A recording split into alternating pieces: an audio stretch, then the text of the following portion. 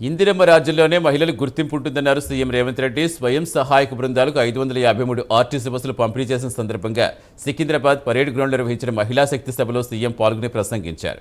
మహిళలకు ఇవ్వాల్సిన 4,000 కోట్ల సున్నా వడ్డీ నగదు గత ప్రభుత్వం చెల్లించలేదన్నారు. మహిళలతో పెట్టుకున్న ఎవరైనా అధికారంలో ఉంటారా? మహిళలతో పెట్టుకున్నందుకే బీఆర్ఎస్ ప్రభుత్వం ఓడిపోయిందన్నారు. మహిళల ఉచిత బస్సు ప్రయాణం కోసం ఆర్టీసీకి 10,500 కోట్లు చెల్లించామన్నారు రేవంత్ రెడ్డి.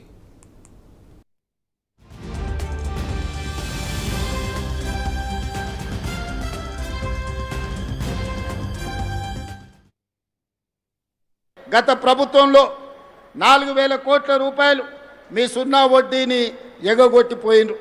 కానీ ఆడబిడ్డలతో పెట్టుకున్న వాళ్ళు అధికారంలో ఎవరైనా ఉంటారా?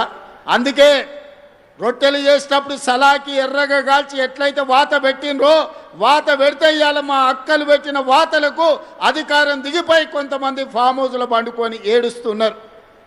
అలాంటి అక్కలు మీ ఆశీర్వాదంతో మీ అండగా ఏర్పడ్డ ఈ ప్రభుత్వం 48 గంటల్లోనే డిసెంబర్ 9, 2023 నాడు మహాలక్ష్మి పథకం ద్వారా ఆర్టీసీ బస్సుల్లో ఆడబిడ్డలకు ఉచిత ప్రయాణాన్ని ఇవ్వాలి అని అసెంబ్లీ సాక్షిగా మొట్టమొదటి బస్సును ప్రారంభించి ఆ బస్సులో మా తోడబుట్టిన ఆడబిడ్డలను అందరినీ బస్సు ప్రయాణంలో తీసుకెళ్ళి జాతికి అంకితం చేసినాం.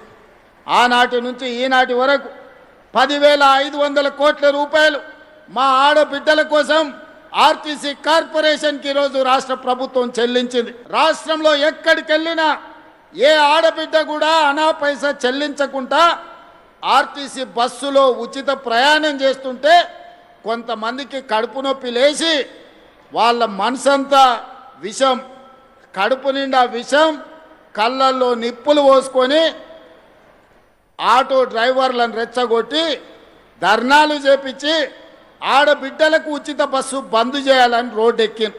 గత ప్రభుత్వంలో 4,000 కోట్ల రూపాయలు